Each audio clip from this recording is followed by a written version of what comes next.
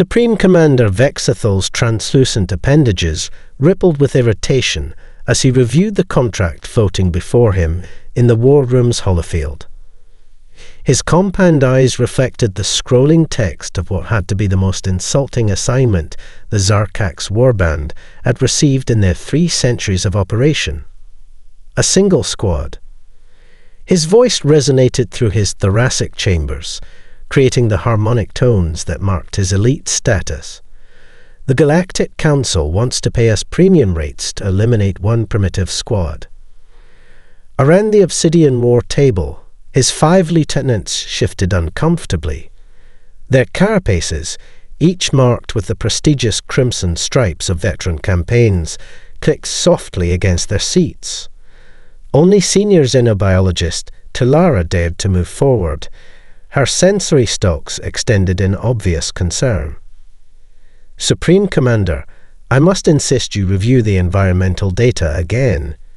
She manipulated the holofield, bringing up a planetary survey. The target squad originates from a planet designated as Earth. The gravity alone is irrelevant. Vexthal interrupted, dismissing the display with a gesture. The Zarkaks have conquered 50 worlds. We've eliminated threats from every known biological classification. These humans barely achieved stellar flight a century ago. Tilara's sensory stalks twitched. Sir, with respect, their world has 3 times standard gravity, the atmospheric pressure, which is why they'll be slow, cumbersome. Vexthal turned to his first lieutenant, Kovacs. Prepare 3 strike teams, standard hunting formation. We'll terminate this contract within a planetary rotation. Kovacs's battle mandibles clattered in acknowledgement, but Tilara moved closer, her usually pristine carapace showing signs of stress molting. Commander, preliminary studies suggest humans don't just survive in these conditions, they thrive in them. Their musculature density alone implies strength that would be considered impossible for their size. The war room's atmospheric processors hummed as Vexathal rose to his full height, towering over the genobiologist. His species' evolution as apex predators had given them natural advantages that had served them well in countless campaigns. What could possibly threaten them from a world so hostile that most species would consider it uninhabitable? Tilara, your concern for the warband is noted. His tone carried the finality that had ended many similar discussions. But consider our recent victory against the Engzathal hive minds. Their psychic abilities were supposed to be unstoppable. We adapted. We prevailed. The Engzathal were predictable, Tilara persisted. Humans, their combat records show patterns that defy conventional analysis. They employ tactics that seem random until it's too late to counter them. Second Lieutenant Mirix, their weapons specialist, chittered in amusement. Random tactics are the mark of primitive species. Our combat algorithms will. Have you analyzed their payload capacity? Tilara interrupted, her usual deference forgotten in her urgency. In their gravity, they routinely carry loads that would crush our strongest warriors. Their endurance. Enough. Vexthal's command vibrated through the war room, causing the younger officer's sensory organs to retract instinctively. The contract is accepted. The fee is substantial. The target is minimal. We deploy in 3 hours. As his officers filed out, Vexthal noticed Tilara lingering behind, her posture radiating concern. Speak your final piece, xenobiologist, then return to your duties. Sir, one last data point. Her voice had dropped to a near whisper. The humans we're tasked to eliminate. They're from their Special Forces division called MARS. They train on a colony they established on a world even more hostile than their homeworld. They consider our standard combat environments to be optimal conditions. Vex, though, felt a flicker of unease, quickly suppressed. Noted. Dismissed. As he watched Talara leave, Vex still accessed the contract details once more. Something about the payment amount nagged at his instincts. Why would the Galactic Council offer so much for such a simple task? He pushed the thought aside. After all, how dangerous could these Deathworlders really be? The plasma storm turned the mining colony's sky into a writhing purple nightmare.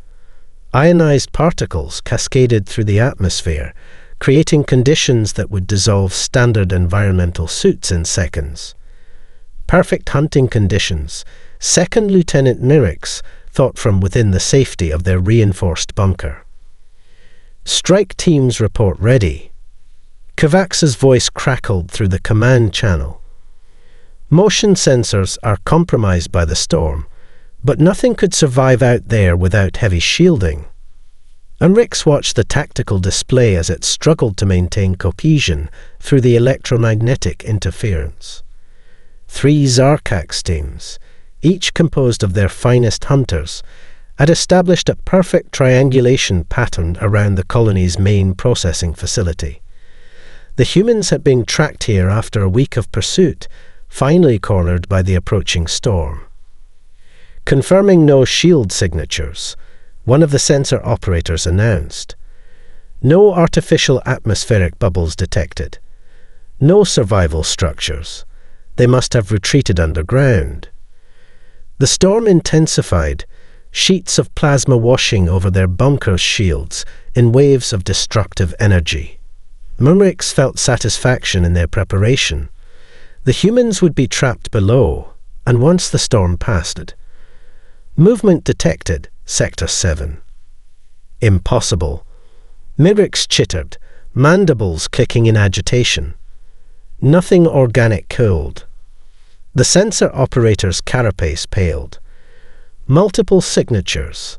They're walking through the storm.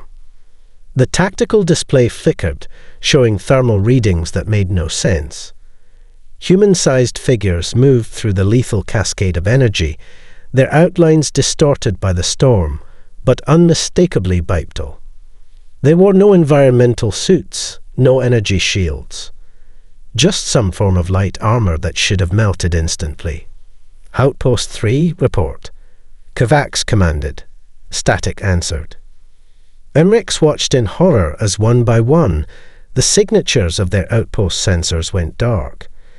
The humans were using the storm as cover, somehow turning the lethal conditions into an advantage. A new transmission cut through their command channel. A human voice, disturbingly calm despite the roaring tempest in the background. Thanks for the smoke screen, boys. Save us the trouble of making our own.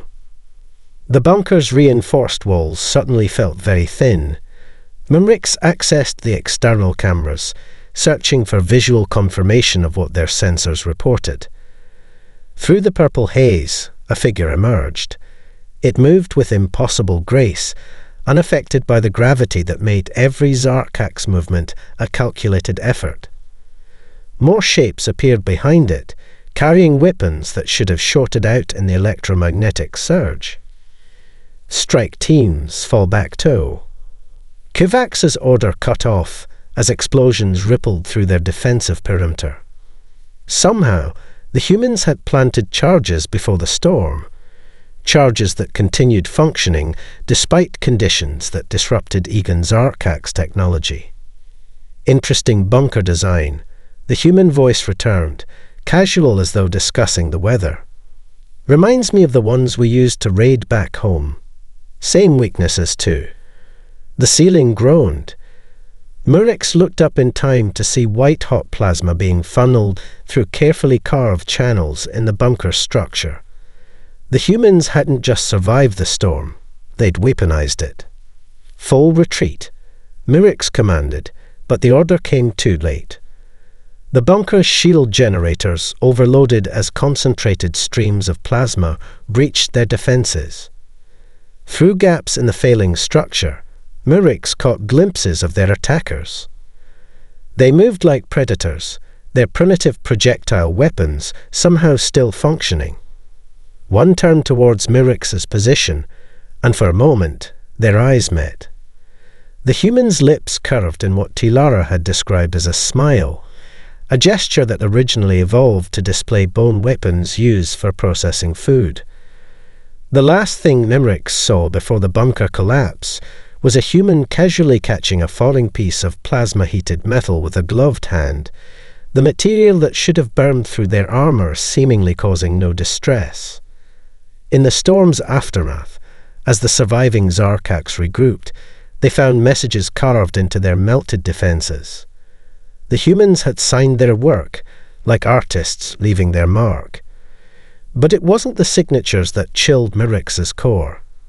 It was the realization that everything about the attack had been planned, precise, and executed with a level of control that spoke of terrifying capability. The storm hadn't been an obstacle to the humans. It had been a gift. Tilara's appendages trembled as she examined the abandoned human campsite.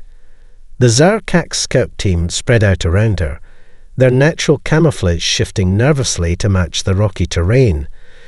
What they'd found defied her extensive denobiological training. "These are food containers," she announced, scanning the discarded ration packs. The contents, impossible.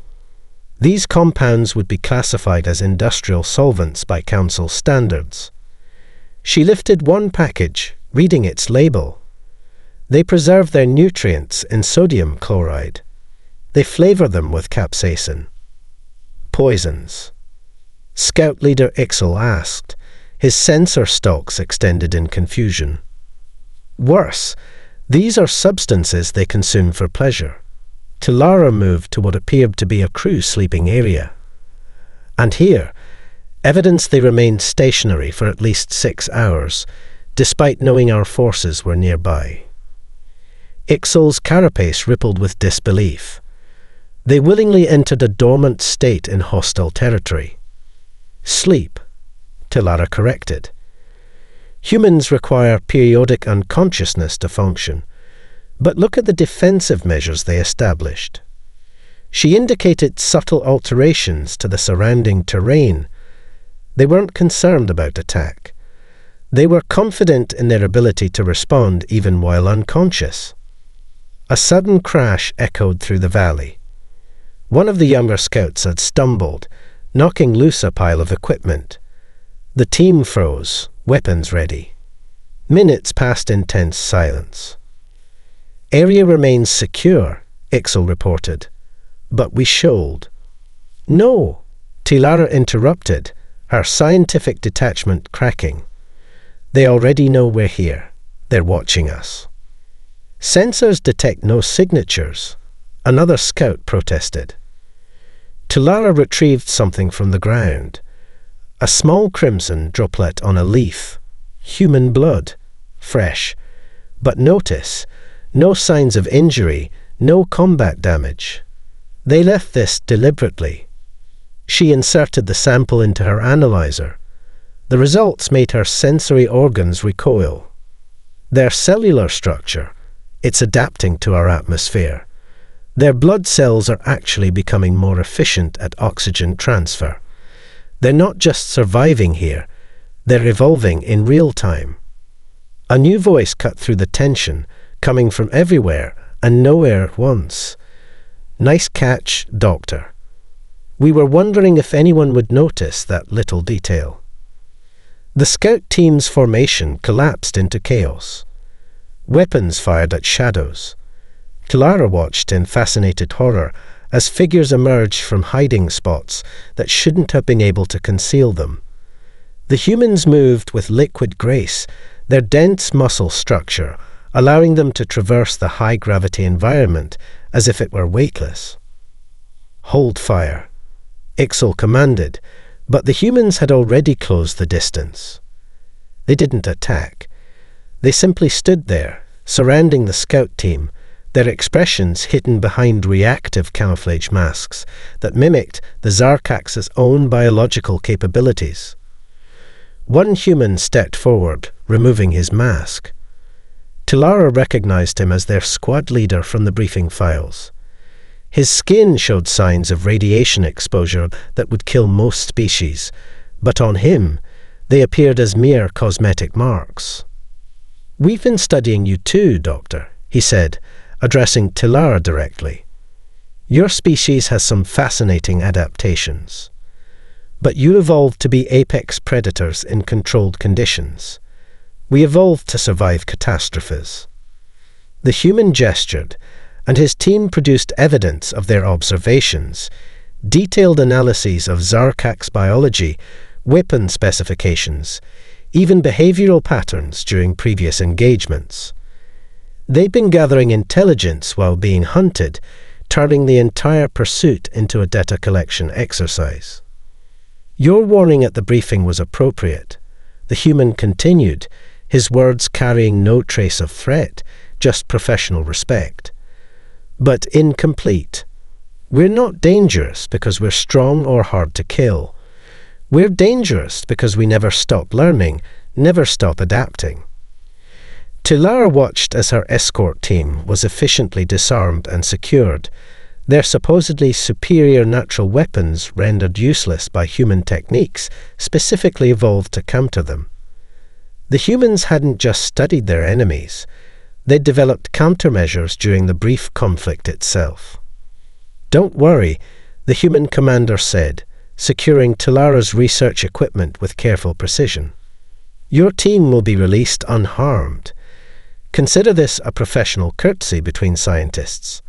After all, we're as interested in understanding you as you are in understanding us." As they were led away, Tilara realized the true horror. The humans weren't fighting a war. They were conducting field research. The planet's star descended beneath the horizon, plunging the landscape into darkness. Commander Vexthal activated his night vision systems, watching as his remaining forces adapted their carapaces to the low-light conditions. The Zarkaks had evolved to hunt in darkness. Finally, an advantage. "All teams initiate Protocol 7, he ordered through the secure channel. "Our visual acuity is superior in these conditions. We will reclaim our honor with their blood." The response came not through their comm system, but from the darkness itself. Interesting theory. Care to test it? Vexithal's secondary heart clutched. That voice, the same human commander who had captured their scout team. His warriors immediately formed a defensive circle, their enhanced vision scanning for movement. "Hold position," Vexthal commanded, forcing confidence into his tone. "They're attempting psychological warfare. Our night vision capabilities are documented fact. Even their enhanced biology cannot." A sharp crack echoed through the valley. One of his warriors collapsed. A primitive projectile lodged precisely through a microscopic gap in their carapace. Impossible accuracy at this distance, in these conditions.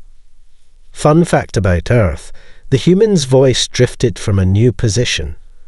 "We evolved as diurnal hunters, but we adapted to hunt at night too. Had to really. Some of our favorite prey preferred the darkness." Another crack. Another warrior down. The humans were moving between shots, their positions untraceable. Vexthal's tactical display showed nothing, no heat signatures, no movement patterns, just the endless darkness. "See, we kept our night vision when we evolved intelligence," the voice continued, almost conversational. "Most species lose their specialized adaptations when they develop technology. They let tools replace natural abilities. We just added tools to what we already had." The darkness erupted in controlled chaos. Humans emerged from shadows that shouldn't have concealed them, their movements precise and eerily silent. They flowed around Zarkak's defensive positions like water, exploiting gaps in their formation that only became apparent when it was too late.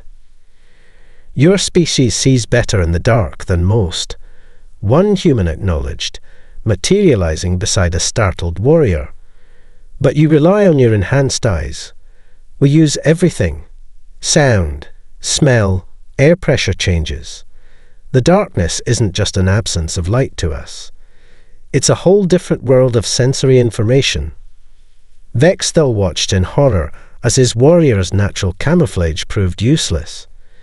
The humans tracked them by their movement patterns, by the subtle shifts in air currents, by signs his species had never needed to conceal because no other species could detect them.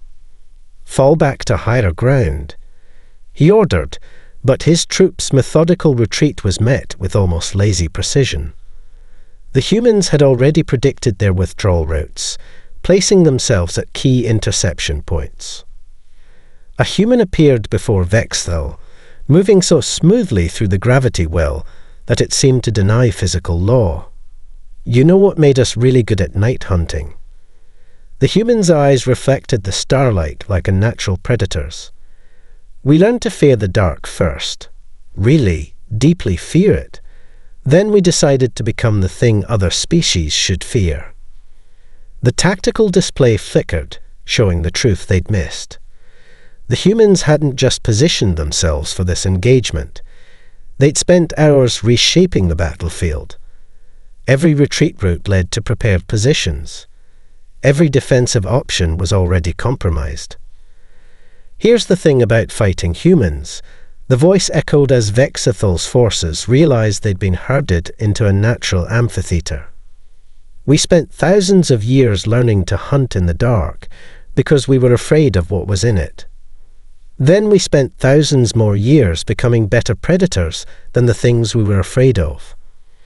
Dawn broke over the horizon, revealing the full extent of their predicament. The humans had executed a perfect containment maneuver, using the darkness to orchestrate a masterpiece of tactical manipulation. They hadn't just defeated Vexthel's forces. They'd turned his own evolutionary advantages against him. As his warriors surrendered, Vexthel finally understood. The night hadn't been their advantage at all. It had been 15 hours of human hunting ground. First Lieutenant Kovacs found the message carved into the bones of an apex predator outside their fallback position. The creature, easily twice the mass of a Zarkax warrior, had been killed with clinical precision. But it was the writing that made his carapace grow cold. Perfect Zarkax script, carved with a kind of accuracy that suggested intimate knowledge of their language's subtle pressure variations. "We honor worthy prey," the message read. "Do you?" The psychological warfare had escalated beyond anything in their combat manuals. Their sentries reported hearing perfect mimicry of fallen comrades calling for help. Supply caches were found rearranged, with ration packs replaced by Earth military meals, a silent message that the humans could reach them anywhere. Another transmission intercepted. His communications officer reported, mandibles clicking nervously. It's squad leader Tixol's voice, requesting emergency extraction. Tixol died 3 days ago, Kovacs said, his secondary heart racing. How are they replicating our vocal patterns so perfectly? The answer came from their newest prisoner, a junior warrior who'd been released with another message carved into his armor. They watched us. He chittered, his carapace showing stress fractures. Studied how our speech organs work. They can manipulate their vocal cords to reproduce any sound. They called it mimicry, said it was something their ancestors used for hunting. Kovacs reviewed their combat footage, looking for patterns. The humans moved like water through terrain that should have been impassable, adapted instantly to tactical changes, and seemed to anticipate their strategies. Traditional Zarkax warfare relied on overwhelming force and superior biological advantages. But against humans, these meant nothing. A new message arrived, this time through their encrypted command channel. Your species hunts in packs, like ours once did. But you forgot something important about pack hunting. The encryption was unbroken. The humans had simply modulated their transmission to match Zarkak's communication frequencies. They weren't just learning their enemy's tactics. They were adapting their very methods of warfare. Base camp, respond. Kavax broadcasted, suddenly aware of the silence from their command post. Static answered. On his tactical display, the base's signals flatlined one by one, in a pattern that couldn't be random. The humans were sending a message through the sequence of their attacks. When decoded, it was coordinates, the location of their next planned fallback position. The humans had broken their tactical codes so thoroughly that they could predict their movements before they made them. "They're not fighting us," Talara's voice came through their emergency channel. The xenobiologist had insisted on maintaining contact after her release. "They're studying us. Every engagement is an experiment. Every response we make teaches them more about how we think, how we fight." A human voice cut through their channel, calm and almost professorial. "Did you know that Earth predators often play with their prey? It's not cruelty. It's learning, understanding.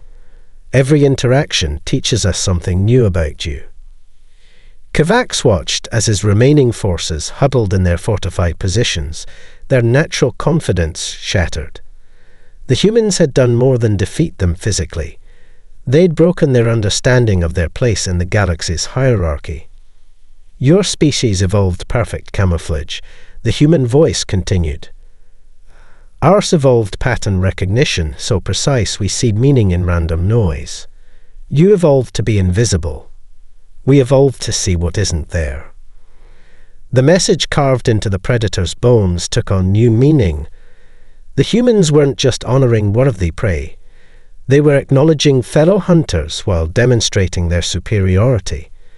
Every action was layered with meaning, every attack a lesson.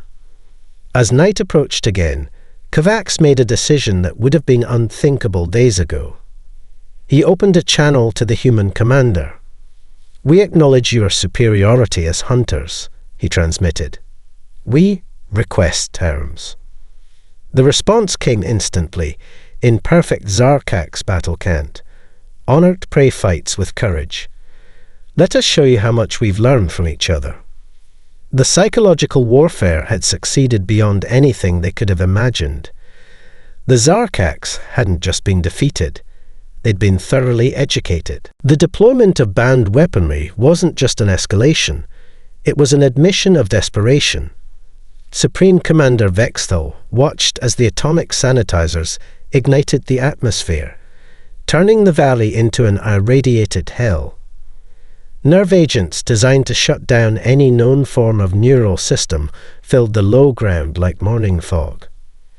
Containment perimeter established. His weapons officer reported. Nothing organic could survive that combination. Even their enhanced biology has limits. The Zarkak's forces watched from their shielded positions as monitoring equipment tracked the spread of their desperate countermeasures. The humans had pushed them beyond their ethical boundaries, forced them to resort to weapons that would earn them sanctions from the Galactic Council. Then they heard it, singing, deep, rhythmic voices carrying through the radioactive haze. "Impossible," Vexthal whispered, but the sensors confirmed it. Human life signs, moving through conditions that should have destroyed any organic matter. They weren't just surviving, they were advancing in formation. An old Earth song, the human commander's voice cut through their comms. "From a war long ago, seemed appropriate given your choice of weapons." The humans emerged from the contaminated zone, their light armor seemingly unaffected by radiation levels that would melt standard protection. Some carried primitive slug throwers, while others had switched to simple metal blades, weapons that couldn't be disrupted by radiation. "See, the thing about coming from a death world," the human continued, his voice carrying an edge they hadn't heard before, "is that we've spent our entire history surviving things that should have killed us. Radiation. We evolved natural repair mechanisms. nerve agents. Our biology is so primitive your synthetic toxins don't know what to target. The first line of Zarkak's defenders fell to precisely aimed shots. The humans had switched to ballistic weapons that ignored their electronic countermeasures, using the radiation to their advantage as it disrupted the warband's more advanced technology. But you made a mistake bigger than assuming we'd die. The human commander's voice hardened. You broke the rules of engagement, and now we don't have to follow them either. What followed wasn't just combat. It was a demonstration. The humans moved through the irradiated zones like they were taking a stroll, using the contaminated areas as cover. Their bodies actually seemed to be adapting to the radiation in real time, their cellular structure becoming more resistant with each passing moment. Your scientists classified us as persistent pursuit predators, a human voice called out as they systematically dismantled the Zarkak's defensive positions. But that's not quite accurate. We're pursuit predators who got smart enough to understand chemistry, physics, and biology. We turned our evolutionary advantages into scientific ones. Vexthal watched in horror as his force's most desperate weapons became tools in human hands. They used the radiation fields to mask their movements, turned nerve gas clouds into smoke screens, and demonstrated an immunity to conditions that defied biological logic. A human warrior appeared before Vexathal's command position, moving through the radioactive storm like a ghost. Your weapons are based on disrupting biological systems you understand, he said, voice clear despite the apocalyptic conditions around them. But Earth's biosphere tried to kill us in so many ways that we became impossible to predict. Our biology isn't just tough, it's weird. The battle, no, the hunt, ended with surgical precision. The humans hadn't just survived the warband's worst weapons. They'd turned them into advantages. Every desperate escalation had only revealed more terrifying aspects of human adaptability. As the radiation levels slowly dissipated, the human commander approached Vexathal's position. He carried something, a sample container of irradiated soil. A souvenir, he said, placing it before the defeated commander. To remind you why some rules exist. We follow them not because we have to, but because we choose to. Breaking them doesn't give you an advantage, it just removes our reasons for restraint. The message was clear. The humans hadn't been fighting at full capacity. They'd been holding back, following rules of engagement that the Zarkaks had foolishly abandoned. They had never faced the humans' true capabilities. The Zarkaks warband's medical bay was a study in contradictions. The humans had captured it intact, then immediately repurposed it to treat the very warriors they'd defeated. Tilara watched in fascination as a human combat medic expertly manipulated Zarkak's biotech, their movements suggesting intimate familiarity with alien physiology. Your carapace stress fractures are healing nicely, the medic told a wounded warrior, adjusting treatment parameters with practiced ease. The micro-fissures should seal completely within a standard rotation. You understand our biology better than our own healers, Tilara observed, her scientific curiosity overwhelming her apprehension. How? The medic continued working as he responded, his movements precise despite the high gravity. Part of our basic training, we study xenobiology extensively. Knowledge of how to heal is inseparable from knowledge of how to harm. A human officer entered, carrying a data slate displaying Zarkak's medical records. Tilara recognized him as their squad's second-in-command. Your species has remarkable regenerative capabilities, he noted, showing her detailed anatomical scans. But you evolved them for specific environmental conditions. We had to adapt to constantly changing threats. Is that why you're helping us? She asked. To study our healing process. The officer's expression showed what Tilara had learned was amusement. "We're helping you because it's the right thing to do. The study of your biology is professional courtesy." More wounded warriors were brought in, their injuries precisely calculated to disable without causing permanent harm. The humans had catalogued every vulnerable point in Zarkak's anatomy, yet used this knowledge with surgical restraint. "Your species is fascinating," the medic commented, treating a particularly complex nerve cluster injury. "Your neural architecture is elegantly designed for your evolutionary niche. But that specialization is also a weakness. Humans, we're generalists. We never stopped adapting." Tilara watched as they demonstrated this adaptability. The humans switched effortlessly between different medical techniques, combining Zarkak's technology with their own methods in ways she'd never considered. They turned their understanding of how to kill into an art of healing. "We've recovered footage from your helmet recorders," the officer said, bringing up combat displays. "Your tactical doctrine is impressive, efficient, but it assumes your biological advantages will remain superior." The footage showed human operators systematically dismantling Zarkak's combat formations. Each engagement revealed new aspects of human capability, not just their physical adaptations, but their ability to analyze, understand, and counter alien tactics in real time.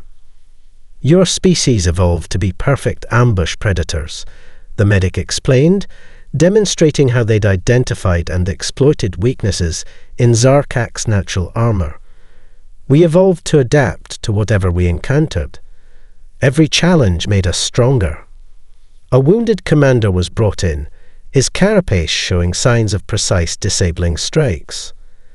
The humans had known exactly where to hit to incapacitate without killing. "You could have eliminated us easily," he chittered weakly. "We could have," the officer acknowledged, "but that wasn't our mission. You were worthy opponents. We respect that." Tilara's scientific training couldn't resist asking, "And what was your mission, truly?" The human medic and officer exchanged glances. "Demonstration," the officer finally replied. "The Galactic Council needed to understand something about humans. We're not just another spacefaring species. We're what happens when a planet tries to kill its inhabitants for millions of years, and they refuse to die." The implications chilled Tilara's core. Every engagement, every wound, every interaction had been precisely calculated. The humans hadn't just defeated the warband. They'd turned the entire conflict into a controlled experiment in interspecies relations.